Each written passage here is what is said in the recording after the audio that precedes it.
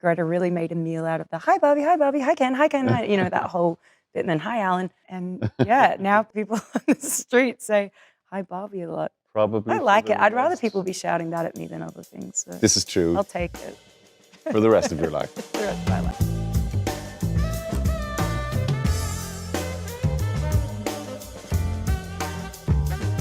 First of all, well, congratulations on your reasonably successful film. Congratulations to you. Thank you. So you're a producer on the movie as well. How did you know a Barbie movie would connect with audiences in the manner that it did? Or did you know? Yeah, it's like 90% of me was certain that this would be a big deal and a massive hit. And then like 10% of me thought, no, this could go so badly wrong. But I went after Greta Gerwig from the beginning to direct and hopefully write as well. And then she invited Noah to write with her without really even consulting him. But it meant we got two brilliant brains on the project. And it really came down to her saying yes to this. I had no doubt that this was going to work as soon as she said yes. And she was always your first choice then? First choice. Okay. I just wasn't going to let her say no. I had met her before because I've wanted to work with her for a while. You know, it was a pretty long process. It was about 6 years ago.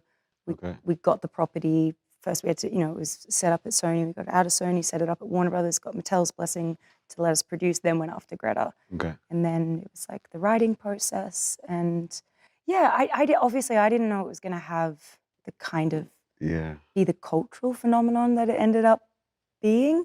When did you realize that that was what it was going to be? I knew there'd be big reactions to, I could say, it was all the way along, I was like, okay, I think people are picking up that we're trying to do something interesting here. You know, the fact that it's Greta Gerwig, people were like, Greta Gerwig in a Barbie movie, what? And so that was the right reaction. That's what I was hoping for. And then, you know, the pictures of Ryan and I rollerblading on Venice Beach came out and like went even wider than I was expecting that. I was like, oh, people are going to notice, of course, but it went kind of crazy. And it was starting to occur that, oh, this might even be bigger than I'm even thinking. And I believe in this more than anyone. So of course. I'd been thinking big for it, and it still turned out bigger than I expected. Hey, Barbie. Yeah. Can I come to your house tonight? Sure. I don't have anything big planned, just a giant blowout party with all the Barbies and planned choreography and a bespoke song. You should stop by. In terms of this sort of the version of the film and the adaptation or the idea of it, you know, were Mattel cool with that from the beginning? Did you have any kind of pushback with how kind of radical you were trying to make? Or yeah, I mean, Mattel were amazing to let us do this. And I mean, they're a character in the film. Yes. Which I don't think they were expecting at all. But they had no idea until the script was done. So Greta and Noah's process is to go away and not let anyone see the script. Okay, even you? Until they're totally finished. No, even me. We would kind of like, because it was COVID, so they were writing it during COVID, we would do, you know, talk over Zoom and check in and be like, how you guys going? And it was so fun because you could watch Greta and Noah, like, you know, they're like, oh, we're working on this idea. So they'd tell us, you know, like working on this idea. And then they kind of like, you know, when you talk to a comedian, you can tell sometimes they're like testing bits on you. They kind of like test bits with each other. And we would just sit and, Tom and I would just sit and like watch them and be like, yeah. Because Ken's probably, you know, Ken would probably be like, and, you know, say something. And then she'd jump in and be like, yeah, it's kind of like, and then before you know it, they're kind of writing a scene, but verbally and in front of you. And it's a fascinating process.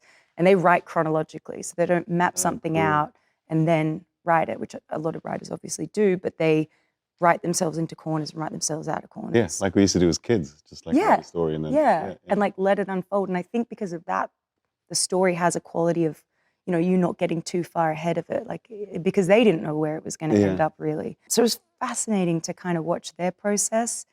And I think the movie is so, you know, amazing and original because of that process. But then, came the day where the script was in our inbox and Tom and I sat down on the couch to read it. And like, even on page 1, I was just like, oh, wow, okay. It's going to be hard to convince them to let us to do this, but I'm loving it. I mean, it started with a Kubrick reference, like completely redoing 2001: A Space Odyssey. And I was like, oh, I don't know if this is what Mattel had in mind. And then by the end of the script, you know, I was just like, wow, they're never going to let us make this. It's such a shame that this brilliant piece of writing will never see the light of day because they're never going to let us make this. And they did, thank God, and a massive credit to them. But it was a lot of conversations about getting them comfortable with being very, very, very uncomfortable. So they had a sense of humor. They did, Yeah. and you know, Mattel, they're a toy company and they haven't made a movie before. So Yeah. there was also like a educational process of like, oh, okay, this is what you're reading on the page. It took a second for me to realize that some of their concerns could be assuaged just by explaining the process of the Yeah, film. yeah. You know, for some things they're like, but Barbie's saying this. And I'd be like, okay, but this is how I'm going to do it. Yeah. And then I'd say it and they're like, oh. And I'm like, see how my face is telling you that I don't think that. But Okay. the words are saying that. Yeah. But that's subtext, and there's subtext all through that, you know. So, and they'll be like, "Oh, okay." So they, and then still there's some jokes where they're just like, "Do we have to use the word fascist? Do we need that bit where Mattel gets shot? Do they have to be shot?" You know, we're like, yeah. So there were certain jokes, and I was so prepared to like fight for certain jokes, and then like, you know, to explain like, no, we have to have that joke because it this and this and this. And some of them they're just like we're fine with, and then other jokes I didn't think they'd have a problem with, you know. But it was never a case of, oh, they didn't like that, so let's cut it. It was no, we need to explain why we think that should be in there, and get everyone, like I said, comfortable with being uncomfortable.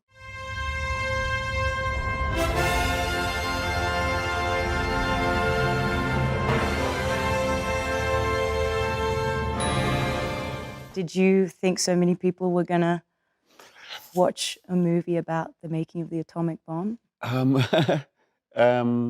No.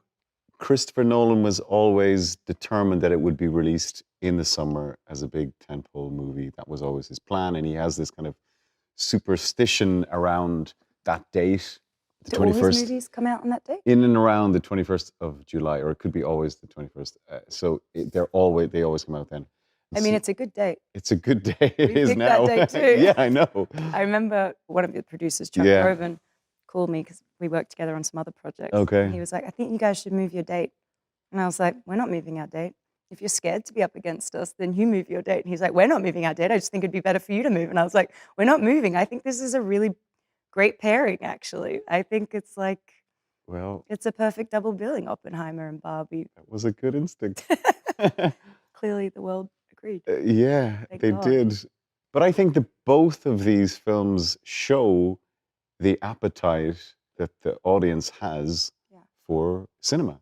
I'm always like, you know, everyone talks about the algorithm. I'm like, Yeah. how on earth is an algorithm tracking me? Because I have such an eclectic taste. If you look, you'd be like, wow, she's going from, you know, that black and white film from the 20s to Love Island. So like, what box do I put her in? Yeah. Same thing. But the fact that people were going and being like, I'll watch Oppenheimer first, then Barbie. I was like, see, you don't, people like everything. People are weird. People have specific and wide-ranging tastes. And they don't like being told what to do. Yeah. Audiences don't like being told you should see this or you should see that. They will decide and they will generate the interest themselves. And I think what happened with both of our movies was a case in point of that the audience decided, you know, that this was correct and this was right. I think they were also really excited by the filmmakers. I think you're right. Yeah, I think People you're right. were like itching for the next Chris Nolan film and itching for the next Greta Gerwig Yes. film. To get them at the same time was, you know, exciting. Quantum mechanics says it's both. How can it be both? It can't. It can't. But it is. It's paradoxical, and yet it works. Because I'm a fan of yours, I have watched a lot of your things on the internet, on YouTube. And there's kind of like, it's out there on the internet that you're not that aware of memes and things like that. First of all, is that true? And second of all, if that is true, were you even aware of the Barbenheimer like phenomenon, or were you just blissfully unaware because you use a dial-up phone or something? No, I have teenage boys. I have 2 teenage boys, so they keep doing this. So, and I do know what a meme is. Now I know that there are memes about me not knowing what a meme is. It's a great meme. But It's like Inception of memes, a meme within a meme. It is. I genuinely, at the time, did not know. But people forget that was a while ago. It was a long time ago. Yeah, a long time ago. Yeah. You know. I might not have known back then what a meme is. No, and I mean. I'm not that tech savvy. Exactly, and I think children started that stuff, right? So. Yeah. So it wasn't necessarily. But now that it's become this sort of like meme that's eating itself. I am aware, but it's mostly because of people either sending it to me or showing, saying, "Look, you got to look at this." Yeah. But I do think that. Did you see any of the Barbenheimer? I mean, it was fan art? impossible to Wasn't there some great ones? avoid any of that stuff, which is. People are so clever with the things they come up It was incredible, and it was self-generated. You know what I mean? I know. People kept asking me, they're like, so the studio's talking, each marketing department's talking to each other. And I was like, no, this is the world doing this. The world. This is not a part of the marketing campaign. This is just happening. And I think it happened because like both movies were good. Yeah, yeah. That's the thing. And there was a sort of a diversity offered by both movies. In fact, that summer, there was a huge diversity of stuff in the cinema. And like, I think it just connected in a way that you or I or the studios or anybody could never have predicted. We could never You can't force have that. predicted. You No, can't orchestrate that. no. Just And it may never happen again. I know. You know, I mean, it was wild seeing that many people going to the movies. yeah. Wild. Did you go to the movie? Did you go to see Oppenheimer or did you go to see Barbie? Do you sneak out and see like what the vibe is? I mean, we were going around to cinemas checking like levels and things like that. Yeah. Well, I guess you're a producer and you got to do that. I try to avoid looking at myself. I struggle with it. But isn't the mask the best thing? The what? Now, Oh, yes. I wear a mask everywhere. Yes, And I that can go is. everywhere again. It's so But good. I wouldn't volunteer to go in to see myself. No. But I do know that Chris and Emma, Chris Nolan and Emma Thomas, his wife, producer, I think they were sneaking into. Checking how it's. Yeah. But then like the fact that people were going dressed up as Barbie or dressed up as Oppenheimer to go and see the movies multiple times, it's kind of so flattering and, you know, kind of overwhelming and so great for cinema. Totally. Yeah. Like being the producer and being the star of the movie, how did you manage to kind of, I guess, split those responsibilities, or was that difficult? Were you always going to play Barbie? I wasn't always going to, not necessarily. I, you know, even when we got the property and sat with Mattel, I said, you know, they were like, will you play Barbie? Yeah. And I said, no, that's up to the filmmaker. So it's, you know, I want to go after Greta Gerwig and she should cast whoever she wants. And if that's not me, like, that's okay. And I said that to Greta as well. It's like, you write the script that you want to write. You and Noah write it. And if you think I'm the right actor for it, great. And if you don't, like, let's go get the best actor for it. Like, Cool. I didn't mind. I really wanted to produce this. I really wanted to make this. It wasn't until I read the script that I was like, oh, I have to play it. Yeah. And she'd written it like Barbie Margot. So Right, she made it okay. pretty clear, like, no, I want you to play this role. But you've done 5 movies with Christopher Nolan now. This right? is 6, actually. 6, really? Yeah. So you like the guy? Big fan. It seems to work. You know, I mean, this is the first time playing a proper lead role for him. They'd always been supporting parts over the years. It's 20 years we're working together. Has your relationship changed or evolved in that time? I mean, I think that it's probably gotten, you know, richer. I think, you know, I was certainly just kind of starting off back then, or starting to work properly in film, and he had just made the leap in, you know, from making independent films into making big studio movies, and he was taking over this franchise for the first time with Batman Begins, and obviously just nailed it. But I think he's refining his kind of vision and how the types of stories he wants to tell and how he wants to present them. You know, like moving into IMAX, and you know, was the first director When did he to start do that. shooting always in the large format? I think it was Dark Knight, where I think that opening sequence at the beginning, I think that's in IMAX. You remember when Heath breaks into the bank and all that? I think that's in IMAX. I think that's I could be wrong, but I think that's one of the first times that he started using it. But like in Oppenheimer, we were using it almost all of the time. Yeah. And they come at you, it's like It's a film. I mean, those cameras must be so heavy. Yeah. So loud. So loud, so heavy. Have you worked with him with IMAX? No. It's But I know he shoots on IMAX and always on film. So Yeah. imagine, like, to get more than a 4-minute take, those mags must be massive. they're huge. And our amazing DP, Hoyta, was like, carries him everywhere. Like, I remember in Dunkirk, we'd be like on a boat in the middle of the ocean, and Hoyta would have the thing on his shoulder, and it's like these beautifully composed shots. But to answer your question, I don't know. I suppose as you get older, you just get a bit more confident in this sort of stories you want to tell. And I suppose I've learned a huge amount from working with Chris in terms of focus and rigor and dedication. I think we have similar tastes, and I think he may have, helped form my tastes. But before I even worked with him, the movies that he had made prior to Batman Begins, I was a fan of, and I really just wanted to, meet him. And that happens a lot, isn't it? Like you're fans of directors, and then you get to meet them, and next thing you're working with them, and it's kind of nuts because you were at home watching their movies when you were a kid. I don't know if it happens a lot, but when it does happen, it's like magic. This is true. Amazing. I'm sure that's happened to you. It had. I've like reached out to people I really want to work with. Yeah, I've done that. Written letters. Letters and the letter thing does work, I have to say. It does. I mean, sometimes it doesn't, but sometimes it does. People appreciate a handwritten letter that you sat down to write. I believe in that. Yeah. I feel like I don't like playing lead roles because I feel like you have more responsibility, and like as a supporting role, you can kind of be a little more like wild and I don't know, like I avoid playing lead roles. Really? I haven't done it that much.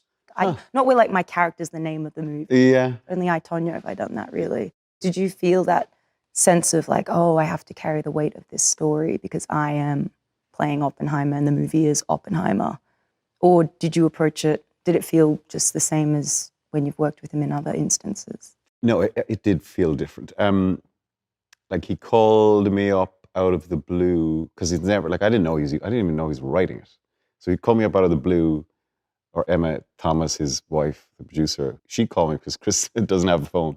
So she put me on to Chris, and he said in his, very understated British way, I'm just making this movie, I'm Oppenheimer, I'd like to play the part. And so it was like, wham, out of nowhere. Luckily, I was unemployed at the time. I just finished something. I wasn't doing anything. But I did realize then that it was different to the other jobs I'd done with him because it was the story of Oppenheimer's life. And then when he eventually gave me the script, it was written in the first person, which I'd never read before. And so I kind of... The script is written in the first person? Yes. Like the big print would be like, I'm going to put the cup down and move towards the door. Exactly. That's which I'd never read before. And so it was very clear that he wanted it to be truly subjective storytelling, And that did add to the response, the feeling of like, oh, fuck, this is a big biggie. But then I knew as well that he was going to people it with all these extraordinary actors. And the thing about all those roles is they're all characters of significant consequence. They're very consequential characters in history and in the movie. We put all these extraordinary actors in the... Yeah, it was bonkers. Every time he would tell me, Gary Oldman's going to pop in and, we got Downey to play Straws. But I suppose what I'm trying to say is that you felt very, very supported and secure in that. Because you knew... You share the burden a little bit with them. Completely, yeah. Cast. It felt lovely. And I think I've developed a short time with Chris over the years. Like we do understand each other. I think we share a similar kind of taste or approach to storytelling. He's a master. He's a master filmmaker. Why do you love working with him, and why do you think he loves working with you? You'll have to ask I know him you're the going to second you're going to be really humble and be like, I don't know, why does he like me? I can't understand. But I don't know. I mean, take a guess. With Chris, you see, it's just the work. Like he's not interested in anything else other than the work and the filmmaking, and he is incredibly focused and it's incredibly rigorous. Is it true he wears a suit every day to set? He does wear a very similar attire every day. But the reason I think that is, I think it makes sense to me, is that it's as a director, you have so many decisions. Greta wore a boiler suit every day. Every day. She had a different one for every day of the week. She was like, it's one piece of clothing. It's got pockets so I can put my notebook and pens and all that. And she was like, it's a decision I don't have to make, and I have to make 1,000 today. You take that off the board. Yeah. And then while we were shooting, I went to the Churchill War Museum and saw that Winston Churchill did the same thing. He had like this boiler suit. And I was like, Greta. It makes a lot of sense. It makes total sense. And I imagine if she wore something different on set, it would freak you out. I mean, if totally. Chris came in a, I don't know, Hawaiian shirt. it would freak me out. I wouldn't be able to concentrate. And I don't think the crew would. Yeah. So I think it's a sensible choice, actually. And prepping for the role, what's your prep process like? I mean, I don't know about you, but I'll take as much as I can get. Yeah.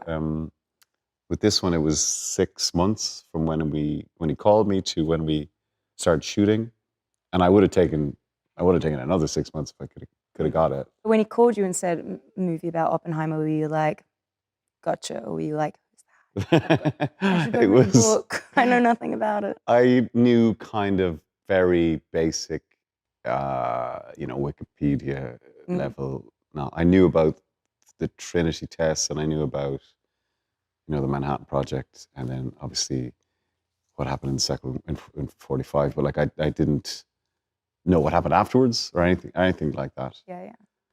Um, So you read a lot to prep. What else do you do? like walk around my basement talking to myself. Really? Do you Yeah, record yourself? I do sometimes. Do you? No, only if I'm doing dialect stuff. Yeah. But I prep like a psychopath as well. It's the only way, isn't Like, it? I'll prep as long as I possibly can. I remember I started prepping one role and then COVID happened. And so I ended up prepping the one role for like a year. And I was like losing my mind by the end of it. My husband walked in and I was like making like weird masks and stuff. And I was like covered in paint. He's like, what are you doing? And I was like, I think I've gone too far with this character. We need this to end. I need to get on set. It's the only way, though. I think this is the only. Because then I can walk on set and just be like totally free. Yeah. But if I hadn't prepped, like I'd be so terrified. Like when I hear some other actors, I like look at their script and there's nothing written on it. I'm like, I'd be so terrified if I didn't have like a bazillion notes and thoughts. Because then I'd be having all those thoughts on set as opposed to just like. Exactly. And I think, when you get on set, time is your most important commodity, as you know, and the last thing you want to be doing is figuring it out. No. You got every second counts, so you want to do all the figuring out before and then park it, Yeah. And Chris is the king of prep, and I don't know if Greta's the same, but he has like crew that he works with forever and HODs that he's worked with forever, so they know how he works, and he preps with those guys for a long time. And so when we come on set, it's like it's fast. Like go time. Yeah. Yeah. And it's really, really fast. And he just kind of expects excellence from everyone. I love that. Yeah, which I think all the best ones do. Yeah. And I think everyone gets that. It's an unspoken thing, right?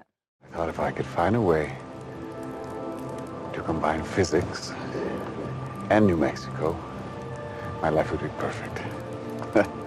And tell me about casting your movie then. What was your kind of goal or plan to when you were casting it? Then what was your? I mean, most people's names were written into the script. Oh, like, really? Like I was Barbie Margot, and it said Ken Ryan Gosling. Like Wow. everyone, Greta kind of manifested the cast she got. Also, everyone was so keen to do it. Yeah. And a lot of people signed on to do like a long movie where they've got a pretty small role. And agents were like, why would we let our client be busy for this long and for this much screen time? But, their clients would be like, no, I want to do it. I want to work with these people and I want to work with Greta. And we just said from the start, like, let's make a massive dance party, invite everyone. And it was like that on set. Like, it was so fun. Every day was so fun.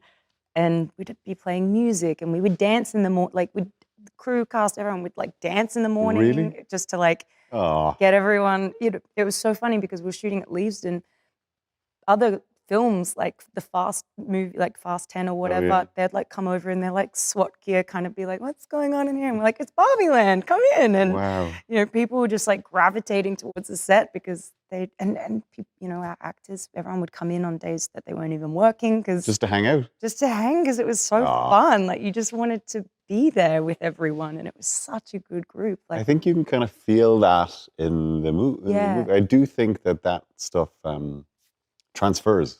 Definitely. Yeah. And I think it all trickles down from the top. Like whatever Yeah. mood the director sets, Yeah. it's like it seeps into everything. And Greta just sets like the most like joyful space. Yeah. I mean, I can't speak to her other sets. I wasn't on them, but I mean, she's so joyful and supportive and exciting and she's just brilliant. And you can feel that. And I don't know, I always think of it like, it's like when little kids can sense that their parents are like angry or frustrated, even if like a parent's like, I'm fine, but they're slamming the dishes, like a kid's going to be like a little bit like on edge, even if they don't understand it. They're like, Yeah. that happens on a film set. Like I've seen that happen where you Yeah. can just feel everyone tensing Mm. because you know your director or someone else in a position of, you know, importance is giving that vibe, and everyone's suddenly like a little apprehensive, and that's Yeah. and we just did not need that Yeah. vibe. It has for to a come from the Barbie top, set. doesn't it? Maybe that would work for some movies, but that wasn't going to work. For Yeah, I don't enjoy that. It's just not funny though. It's it can't go to work. Like I don't know if Yeah. you're going to be vulnerable. I feel like you need a place that's trusting and caring. Yeah. Going back to the prep question. Yes. Do you work with an acting coach or a dialect coach or like movement coach or do any of that kind of stuff? Or did you train to be an actor? No, didn't train to be an actor. No, kind of started doing theater when I was 20. Yeah. And then did an awful lot of theater for like 4 years, kind of exclusively, and then started getting little parts in movies. But I did use a dialect coach on this one because the voice was so specific. Yeah. Now, we weren't trying to do an impression. I can't really, it's not in my wheelhouse to do impressions. I don't have that skill. And, you know, with accents, for me, it's like going to the gym for your mouth. You know what I mean? It takes a long time. Australian mouths are like the laziest. Right? It's Really? literally like a gym workout. But you guys do Americans so brilliantly, always. So that's because we have to like build the muscles. Well, you have to like, build the muscles in your mouth to do an American accent. Really? I just thought it might be closer in tonality or kind of timbre or tonality or vowel No, sound. I think we also, because we grow up watching so many American in things. Ireland. Australians, like between our soft palate and hard palate, we've got 1 centimeter of space. Americans have 3. Huh. So just an American mouth just has more space. Oh, wow. And then because of that, like we use our lips more and our tongues are lazy. And so when you're doing an accent, you're building that muscle and creating that space. That's why I think it would be harder to be American doing an Australian accent, because I don't know how you'd have all that space and have all that muscularity in your mouth and suddenly like make it weak and small. I don't know. That would be so hard. Aussies always do brilliant American, I think. Well, that's good. I love it when I hear that we've got a good rep. Well, you certainly do with me. The Irish have a great rep. Yeah, we're not bad at it. But what I was trying to do with Oppenheimer is the very, like, no one talks like it anymore. You know, kind of, that oldie, like Orson Welles or like Mr. Rogers or like, who else talked like that? Anyway, you don't hear it anymore. I mean, it wasn't even that many decades ago that No. people really did speak like that. And every time I'm researching an accent, I'm like, surely it wasn't that, exaggerated. And you hear a recording and you're like, no. It was. Wow, we really have gotten so lazy. We really have. And I think it's become so kind of homogenized because of this connectivity in the world. People sound quite similar in different parts of the world, don't they? Did you have access to a lot of, archival footage in order to replicate the mannerisms or physicality of Oppenheimer? Yes, there's a lot of stuff online, like just on YouTube. Mm. God, I love YouTube. Love a bit of YouTube. It's like my biggest tool for You any just character. disappear down there, can't you? The problem with footage of him was mostly him giving lectures, so it's quite performative, it wasn't... The real him. Yeah. So I used that a little bit, but we had to kind of imagine how he would be, with his wife or with his colleagues and stuff like that. That we had to kind of make up. Did you have like a thing that would get you into him? You know what I mean? Like Yeah, I do. Physically, there was loads of pictures of him, and he always stood with his hand on his hip. And you see all these pictures because he was such a slight man, but he always stood with this very kind of jaunty angle with his hand on his hip. So I nicked that pretty quick, early, as a sort of a physical thing. And then Chris Nolan kept sending me pictures of David Bowie, like in this sort of thin white Duke era with the big voluminous trousers. Yeah. Wow. Man. So we kind of stole that a little bit. Chances are near zero. Near zero. What do you want with theory alone? 0. And how about you? What was your process then? Because it's such a difficult character it's this kind of 20th century iconic, not a real person. Yeah. How did you figure it out? So weird prepping Barbie as a character. Because it was like all my usual tools didn't apply for this character. So I usually, I have the things that I do, and I work with an acting coach, and I work with a dialect coach, and I work with a movement coach, and I read everything, and I watch all the things. And when it's a real life person or whatever, it's the things that you were talking about. If it's a made up person, whatever, I rely on animal work a lot, and And I was, maybe like 45 minutes into pretending to be a flamingo or whatever, and I was suddenly like, it's not working. The animal isn't helping me with Barbie. I was like, oh God, I don't know how to find her. And yeah, it was like, normally I do a couple, like I have a couple of things that I normally do. Okay. So I make up childhood memories. So I think of like, say half a dozen core childhood memories. And that helps me explain why they do the things they do in the script. Right. So like, this is the first time they were extremely humiliated in a public setting, or this is the first time they felt betrayed, or like whatever. But I couldn't do that for her because she was invented out of a vacuum and lived in a, so all the things I normally did didn't work. The animal work didn't work. The childhood memories didn't work. Even the accent wasn't something to cling on to. Normally I'm like, okay, what accent we're doing? So they grew up there and what time and da-da-da.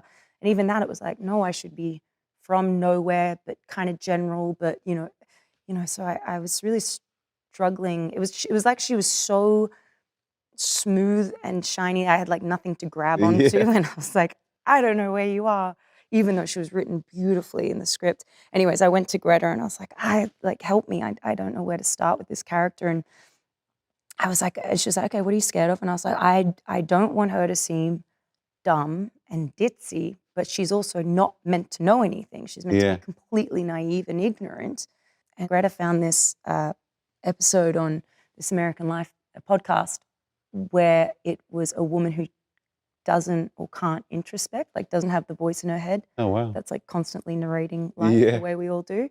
And so that was like an instance where I was like, oh, so she doesn't have that voice. And this woman's like, got a PhD and is extremely smart, but just doesn't have that internal monologue. Is she happy? Yeah, totally. And is she happier, do you think? God, I wondered about that. When the interview was asking her, like, so if you're like looking out a window, she's like, I'm just looking out a window. She's like, it didn't even occur to me that it didn't introspect until one day I suddenly realized as a grown woman that my parents were one day going to die. And she was like inconsolable, thinking that. And her boyfriend was like, what's wrong? She's like, my parents are going to die one day. And he was like, had you not thought about that before? She was like, no. She kind of thinks exactly what's in front of her, like a spotlight to what exactly is in front of her at the time. Well, that's perfect, it was really interesting. So things like that, I was like, wow. And then Greta's like, references for, okay, I want the cadence of your speech to be like, we did this thing called movie church. So every Sunday morning we would invite all the cast and crew, whoever wanted to come to the Notting Hill Electric Cinema, which is such a good cinema, and watch a movie that was somehow related to Barbie. Like what, for example? So like, for example, we'd watch His Girl Friday because Greta would be like, I want all the Barbies at the dance party to have that rhythm, like when they speak, like it should be like da, da, da, da, da, da. And it's funny, Greta sometimes I think she uses this to find the comedy in scenes too. She doesn't look at the monitor, like she closes her eyes and she just listens to a scene. Yeah. She's really tuned into like the rhythm, which is really interesting. But then there might be a reference like we'd watch The Red Shoes because we were coming up with the lot for the camera, like the color chart, the IB Tech, we called it Techno Barbie because we wanted it to look like that, kind of like really poppy, saturated 50s soundstage musical. Or we'd watch 2001 Space Odyssey because there's a reference. Gosh, we watched so many movies. What a nice thing to do. It was the best. It was so fun.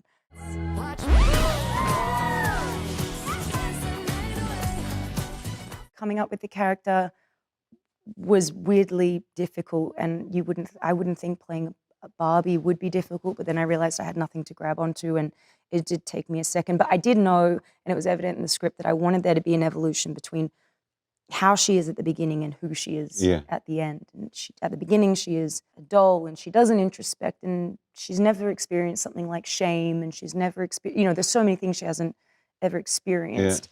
And so she's certain. She says everything with absolute certainty and she moves with absolute certainty. And she's wide and open to the world because why wouldn't you be? There's nothing bad. There's no pain. There's nothing bad. She can say happily to Ken, like, you can go now. I don't want you here. Like, I want to see my friends. It's my house, not yours. Night. Like, and it can be like that. And then towards the middle, it starts getting shaky and wobbly and fragile and vulnerable. And by the end, she is human. She's become human before she's even realized to ask for that. And so we did a couple things, wigs got smaller, less wow. hair, more realistic. Costumes got less structured, geometric patterns or dots or whatever, turned into cool. like florals or pastels, less certain colors, less certainty really, Yeah. to mirror like what that evolution of life would be. Very you know. subtly, subliminally. Yeah. By the end, I wanted people to kind of weirdly be thinking like, oh, I feel like I'm just watching Margot weirdly, as opposed to like the character I thought I saw at the beginning. Yeah. So I don't know if it had that effect, but that's what we were trying to accomplish. And then weirdly, I was kind of playing my mom a little bit. Really? Yeah. Because my mom is so pure. Like she's so, I don't know. Maybe you'll meet her one day. It'll make sense. But it was funny one day on set. I was like a little bit conscious that I was doing that. But one day on set, my mom was visiting and Greta like turned to me. She was like, oh my God, you're playing your mom, aren't you? And I was like, yeah, a little bit, yeah. And what does she think of the movie? She loved it. Yeah. Do you know what though? Afterwards, I was like, did you like that? Did you like that line where Ruth says, us mothers stand still so that our daughters can see how far they've gone? I was like, did that make you cry? And she was like, no. And I was like, oh, really? She was like, I thought it was a very well-written line though. I was like, oh, I'm so angry that didn't make me. What did your parents think of Oppenheimer? Oh, Do they like praise you or try to keep you down to earth and like do that thing that your family does where they're like keeping your feet on the ground? they are very proud, yeah, by it all. I really wanted them to see it, you know, like with an audience in the cinema. I think they saw it in Paris, and yeah, they were a little. It's a little. The movie's a little overwhelming, you know. Do you know how I saw it? No. I was in a cinema and it was a really hot day in London and the AC stopped working. Oh no. So Oh no. it was almost like we're having a 4D experience. It was like Chris designed it. Because it was like literally like getting hotter and hotter and they're building the bomb. And by the time the bomb was going off, I was like literally dripping with sweat with everyone else in here. It was so hot. That's excellent. I'm so proud. So proud of what you have accomplished. We should talk about the costumes. So you're clearly still not sick pink then. No, I'm not. I'm not Never. done with pink yet. Yeah, the costumes were incredible. I mean, pink, you just can't have a Barbie movie without the Obviously. color pink. And everyone really got on board with that. Like, I'd make on Wednesdays we wear pink day. Really? Do you know that reference from Mean Girls? I had forgotten that reference. On Wednesdays, they wear pink. Okay. And so if you didn't wear pink on set, you got a fine and then I'd donate it to charity. And honestly, people leaned in. Like, I was like, you can wear pink socks, that's enough. And people were like, no, I'm happy to like, you know. It's always like the guys I feel like that are like, oh, finally I have permission to wear pink and get dressed up. Every Wednesday? Every Wednesday. How long did you shoot for? Quite a long time. Okay. How many days was it in the end? That's a lot of. I mean, it was at least 5 months. It's a lot of pink additions to. I have so much pink in my wardrobe now. sure I wasn't you have. really a pink girl before, but you know, leaning into it. But the costumes were amazing, and there were so many. Like Jacqueline Duran, who Greta worked with before, is extraordinary, and her references. You know, there was meant to be a bit of an evolution through the decades as well. Like starting in the 50s when Barbie was created, and then it kind of morphed into 60s and 70s, 80s. Yeah. By the time we're on the boardwalk, we're wearing like neon, kind of like 80s, 90s, and then gets a bit early noughties and then modern day. So yeah, it was clever and it was fun, and everyone would just squeal every day. We'd get to set and see what each other are wearing and be like, ah, you look amazing. And like I said, I think the guys, like our Kens, loved it more than anything. They really seemed to get into it. It would get crazier and crazier until Ryan would be like, I think I need a mink and I need a, you know, it would just get insane. You actually built the sets. Yeah. For real, yeah. Yeah, it was incredible. We built that whole cul-de-sac. The dream houses are like several stories high. Everything's like hand painted, all the backdrops hand painted. We made all of Barbie Land in miniature, filmed the miniatures. Everything was very tactile, and the transportation sequence, it's all that. It's like practical and like a diorama, and there's like, Wow. you know, literally people like holding a rod with a butterfly I love dangling that. off it, and you know, everything was just the handmade quality of it was so intrinsic to the movie anyway, because it's meant to be a toyetic world. It's meant to Yeah. be toys, and you should feel like you could reach in and grab it all. But it does make a difference, I think. I mean, I Yeah. don't know if the audience knows on a kind of a yeah, conscious level, yeah, but I really believe that they experience on a subliminal level that I this agree. is happening in camera. I agree, and I know Chris Nolan definitely lives by the same rules of like everything's Totally. in camera, everything's practical, and I think what CGI can do, what VFX can do, is like incredible, and as a tool Yeah. to complement Yes. work, it's amazing. But when it's relied on too heavily, there's Yeah. something about that like infinite Yeah.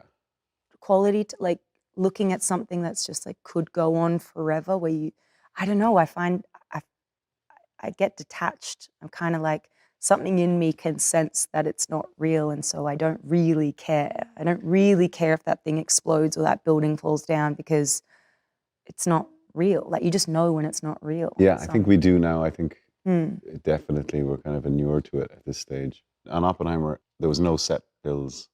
It was all real locations. Every single location was the actual place. A lot of it was like Oppenheimer's house, where we shot in New Mexico, was actually where he Really? lived. Yeah, with Kitty. Oh, So wow. when myself and Emily were filming in there, you know, How good's Emily? she is Emily? I astonishing. love her in the so movie. much. I think there's just like she can do anything. Emily, it's kind of I would watch her in anything. I don't need I don't need a log line. I don't need a title. If I see she's in it, I'm like, I'm in. I'm she gonna is love it. She's so charming. mind blowing. But yeah, so you shot in New Mexico. Where else? Yeah, and I think you can feel the kind of, this sounds kind of like cliche or hokey or something, but I feel like you can feel the vibrations in the room.